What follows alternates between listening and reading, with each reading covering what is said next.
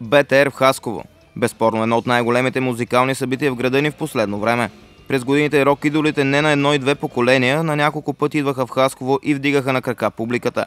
Сега феновете отново пяха заедно с тях хитове като "Спасение", "Цвете от луната", "Елма се стъкло", както и песни от последния им албум. Преди двучасовото музикално събитие фронтменът на групата Наско Пенев и китаристът Славчо Николов се срещнаха с екипа ни. Аз с огромно удоволствие разглеждам залата, защото си спомням, че тук в тази зала сме свирили 96-та година. Преди точно 20 години не сме идвали от тогава. И... В залата, да, в залата не сме свирили. Виждам, че сме нали седалките поне.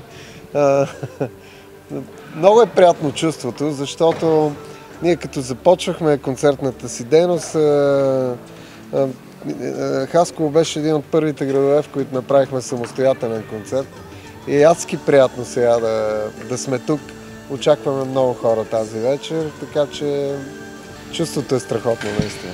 БТР са повече от 20 години на сцената. През всичкото това време, както в България, така и в световен мащаб, музиката се е променила, а в това число и желанията на публиката.